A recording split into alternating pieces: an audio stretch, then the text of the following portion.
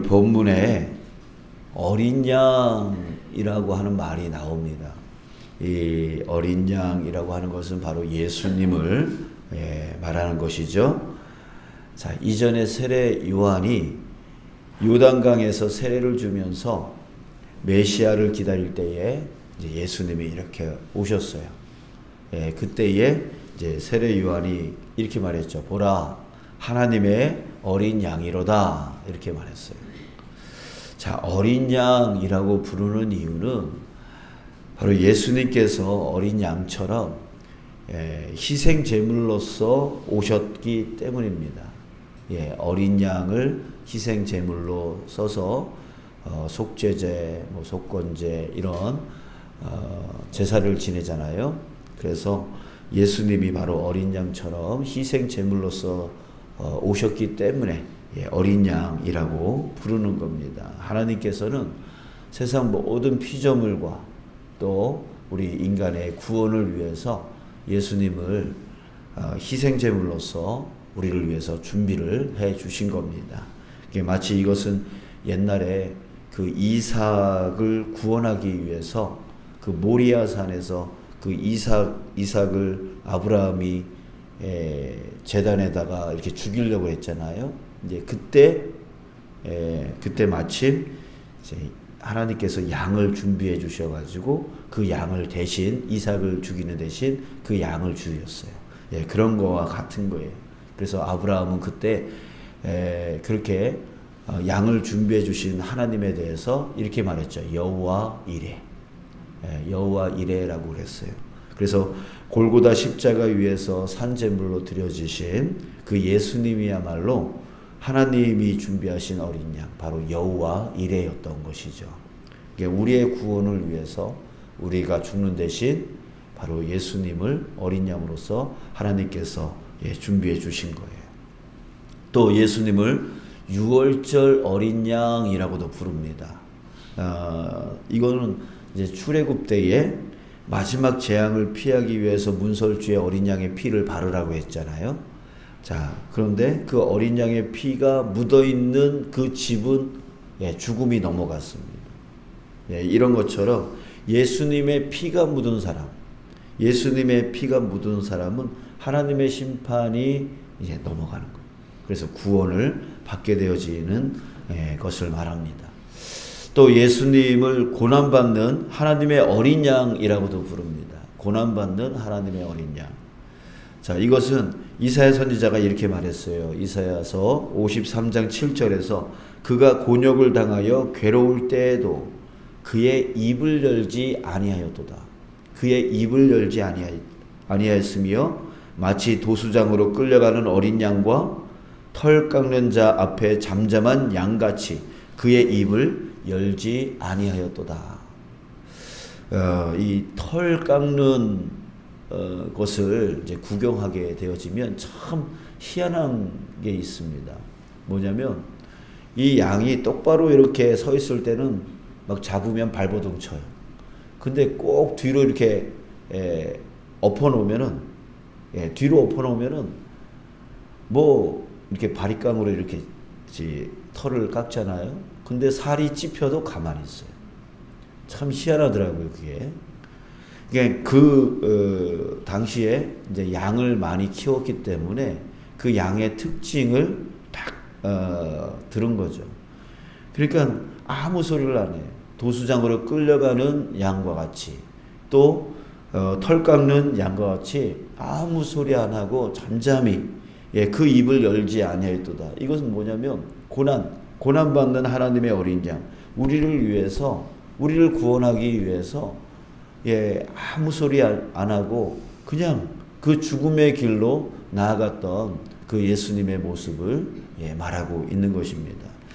자, 여러분, 우리는 예수님께서 어린 양이 되어 주셨기 때문에, 바로 이런 어린 양이 되어 주셨기 때문에 구원의 길을 찾을 수 있게 됐습니다. 또 구원의 은혜를 지금 누리고 있게 되어진 거죠. 그리고 앞으로 천국문을 넘어설 수 있게 되어진 거예요. 베드로 사도는 어린 양이신 이 예수님만이 구원을 받는 유일한 길이다 이렇게 선포했습니다. 사도행전 4장 12절에 다른 이로서는 구원을 받을 수 없나니 천하 사람 중에 구원을 받을 만한 다른 이름을 우리에게 주신 일이 없느니라. 오로지 이 어린 양이신 예수님을 통해서만 우리는 구원을 받을 수 있다 이렇게 선포했어요. 또 예수님도 말씀하셨죠. 요한복음 14장 6절에서 내가 곧 길이요 진리요 생명이니 나로 말미암지 않고는 아버지께로 올 자가 없느니라 이렇게 말씀을 하셨습니다. 왜? 그분이 어린 양이시기 때문에 어린 양으로서 희생 제물이 되어 주셨고 그렇게 정말 우리를 구원하기 위해서 그 고통을 당하시면서도 침묵하시면서 잠잠히 그 길을 가셨다라고 하는 거예요. 그렇기 때문에 우리는 그 어린 양으로 인하여 구원을 찾았고 구원을 누릴 수 있게 되었고 또 천국문을 넘어설 수 있게 되어진 겁니다. 자, 계시록에서도 사도 요한은 계속해서 그 어린 양, 예수님이 하나님의 어린 양이심을 강조했습니다. 요한은 어린 양의 모습을 이렇게 표현했어요. 계시록 5장 7절에서 그 어린 양이 나와서 보좌에 앉으신 이의 오른손에서 두루마리를 취하시니라. 어린 양이 하나님께 두루마리를 취하셨대요. 여기서 이 두루마리가 뭔가요? 이 두루마리는 세상 종말의 시작을 알리는 것을 말합니다. 그래서 이 두루마리의 그 그 도장을 떼죠. 그러니까 예수님이 바로 세상 종말의 시작을 알리는 자이고 또한 그 인을 떼는 시작시키는 자가 바로 어린 양이다 이렇게 말합니다. 또 요한은 그 어린 양이 누구신지 이런 음성을 듣습니다. 죽음을 당하신 어린 양은 능력과 부와 지혜와 힘과 존귀와 영광과 찬송을 받으시기에 합당하시도다. 또 계시록 7장 10절에서 구원하심이 보좌에 앉으신 우리 하나님과 어린 양에게 있도다 라고 하면서 오직 구원이 어린 양에게 있다라고 선포를 합니다. 또 요한의 계시록 17장 14절에서 또 이렇게 말합니다. 그들이 어린 양과 더불어 싸우려니와 어린 양은 만주의 주시오 만왕의 왕이심으로 그들을 이기실 터이요 또 그와 함께 있는 자들 곧 부르심을 받고 택하심을 받은 진실한 자들도 이기리로다. 자, 여기서 그들이 어린 양과 더불어 싸우리라 이렇게 말하고 있는데 그들이 누굽니까? 여기서 그들이란 사탄의 권세를 위임받은 짐승을 말합니다. 그 짐승들이 어린 양과 싸운다는 거예요. 바로 예수님과 싸운다는 거예요. 근데 이 어린 양이신 예수님이 능히 그들을 이긴다는 거죠. 그리고 또 부르심을 받고 택함을 받은 사람, 바로 우리죠. 우리 구원받은 사람이죠.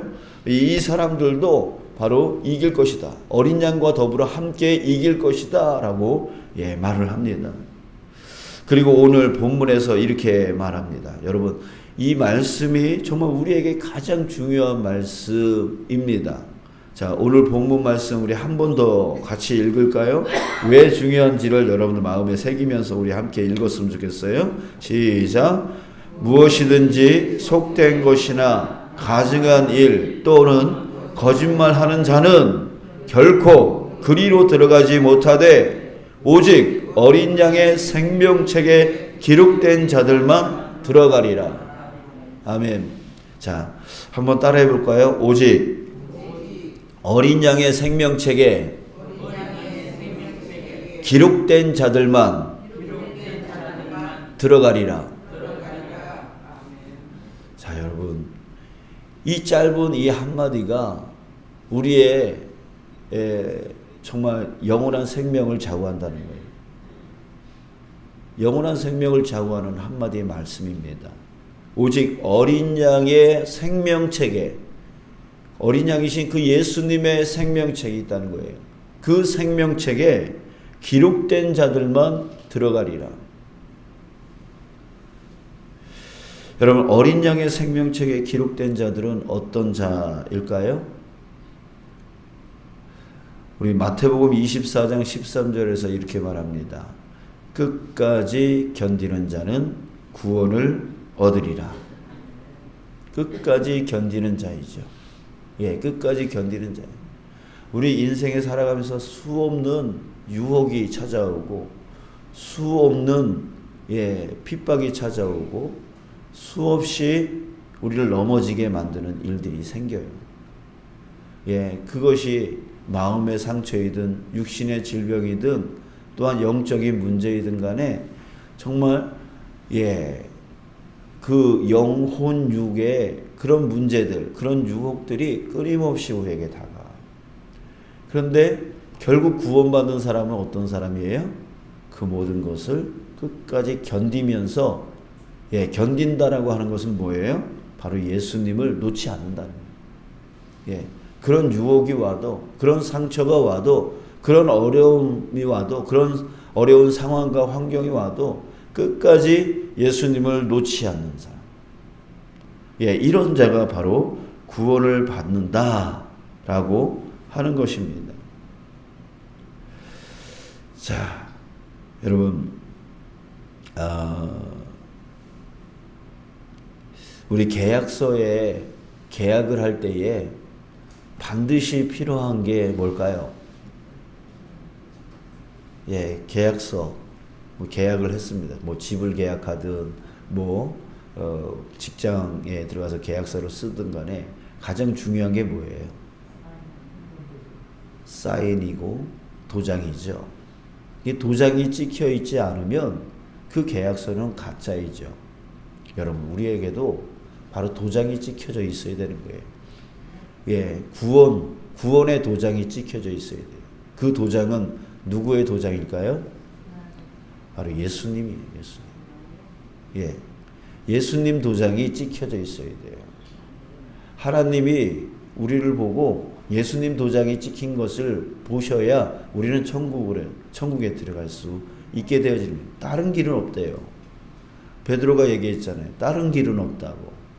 예수님도 그랬잖아요. 오직 내가 길이요 진리요 생명이다라고 말씀하셨잖아요. 예수님 도장이 찍혀 있는 자만이 구원을 얻을 수 있는 거예요. 그게 끝까지 견디는 자는 바로 그런 자예요. 그 도장을 잃어버리지 않는 것이죠.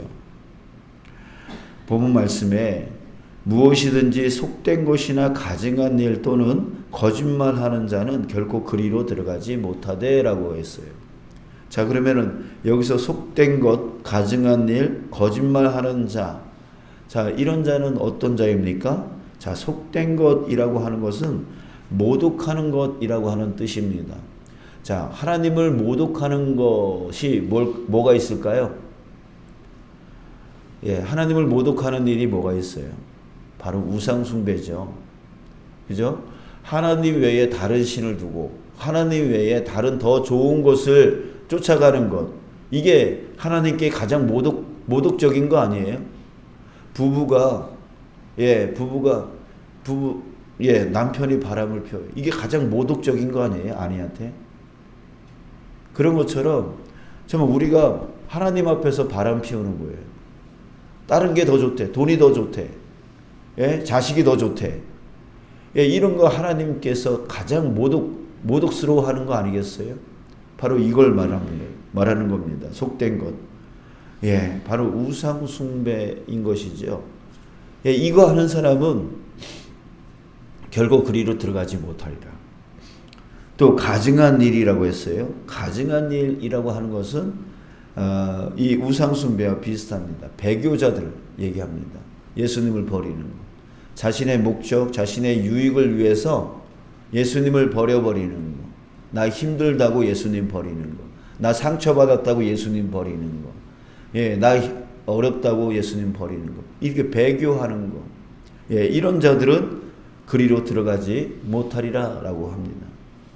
또 거짓말하는 자라고 하는 것은 무엇이냐면 바로 하나님을 대적하는 자들을 말하는데 바로 거짓 선지자들을 얘기하는 거예요. 거짓 선지자. 자, 여러분, 거짓 선지자들은 어떤 사람입니까? 말씀을 여러분 말씀은 누가 하시는 거예요? 하나님이 하신 거죠. 그죠? 하나님이 하신 거예요. 그러면 하나님 입장에서 그 말씀을 해석해야 되겠죠. 근데 거짓 선지자들은 어떻게 해석하냐면 자기에게 맞춰요. 말씀을 자기에게 맞춰요. 그래서 자기가 아니면 말씀도 아닌 거예요. 그러니까 자기한테 유익이 안 되면 말씀 버리는 거예요. 이 말씀 좋은 말씀 아니야. 막 이러면서 말씀 틀렸다라고 그러고. 그러는 거예요. 하나님의 입장에서 말씀을 해석하고 내가 그 말씀을 따라가야 되는 건데, 나를 고쳐서 그 말씀을 따라가야 되는 건데, 거짓 선지자들은 어떻게 하냐면 내 입장에서 맞지 않으면 그 말씀을 틀렸다 그래. 그리고 내가 생각하는 게 맞다 그래. 이게 바로 거짓 선지자예요. 누가 거짓 선지자가 될 수 있을까요? 바로 저와 여러분들이 거짓 선지자가 될 수 있다는 거예요. 우리 끊임없이 말씀을 하나님 입장에서 봐야 돼요. 그리고 그 말씀을 내가 따라가야 돼요. 나를 고치고 그 말씀을 따라가야 되는 거예요. 근데 우리는 자꾸만 내 입장에서 내 생각, 내 입에 단 말씀만 쫓아가려고 하고, 내 입에 쓴 말씀은 절대로 쫓아가려 하지 않고 오히려 틀렸다라고 그렇게 해요. 그리고 자기 복음을 써요. 자, 여러분, 우리 정말 조심해야 됩니다. 자, 이렇게 세 가지 속된 것, 하나님보다 더 좋은 것을 만들어 놓고 우상으로 여기며 살아가는 것, 가증한 일, 예수님을 버리는 일, 또 거짓말하는 자, 거짓 선지자가 되어져서 말씀을 쫓아가는 게 아니라 그 말씀을 나의 유익을 위해서 써먹으려고 하는 그런 자들. 자, 여러분, 우리 이런 자 되지 않기를 간절히 소원합니다. 자, 여러분, 우리에게 예수님이 찍혀 있습니까? 여러분들의 모습을 딱 보면 예수님이 보이네라고 주변 사람들이 그러던가요? 예수님의 교훈을 쫓아가고, 예수님의 길을 쫓아가고, 예수님의 사랑을 실천하고 계십니까? 그래서 주변 사람들이 나의 모습을 보면서 당신을 보면 예수님이 보입니다 라고 말을 하던가요? 아니면 맨날 승질만 내고 맨날 분노만 그렇게 나고 따지기나 하고 그렇게 말씀을 실천하기보다 그저 말씀만, 너는 왜 그렇게 말씀을 안 쫓아가냐? 너는 왜 이렇게 말씀을 자꾸만 가르치려고만 하지 자기 자신에게는 그런 사랑, 그런 모습은 드러나지 않고 이렇게 살아가고 있지는 않아요? 여러분, 우리 다시 한번 우리 자신의 모습을 보기를 원합니다. 말씀은 남들에게 가르치라고 말씀을 주시는 게 아니라 말씀을 누구한테 주시는 거예요? 자기 자신에게 주시는 거예요. 그러니까 먼저 말씀이 자기에게 먼저 소화가 되어야 되는 거예요. 그리고 나서 사람들에게 빛으로 비춰주고 맛으로 드러내주는 게 말씀이지, 그 말씀을 자기는 적용을 안 하면서 다른 사람을 자꾸만 빗대는 거기에 이용하면 그 사람은 절대로 예수님의 도장이 찍힐 수가 없는 것이에요. 예수님의 도장이 찍히지 않으면 어린 양의 생명책에 기록될 수 없는 것이죠. 자, 여러분, 정말 여러분들 우리 자신을 위한다면, 우리 자신이 정말 소중하다면 여러분들 오늘 이 말씀을 정말 가슴판에 새기기를 간절히 소원합니다. 중요한 것은 먼저 나에게 예수님의 도장이 찍히는 거예요. 예수님, 그래서 주변 사람들이 나를 보면 정말 예수님이 보인다라고 하면서 살아갈 수 있어야 되는 것이죠. 자, 여러분, 오늘 기도할 때에 우리 간절히 기도했으면 좋겠습니다. 주님, 나의 이름이 어린 양의 생명책에 기록될 수 있게 하여 주시옵소서. 잘못된 길에 있다면 저를 고쳐 주시옵소서. 우리 그런 기도가 우리에게 반드시 필요하다라고 믿습니다.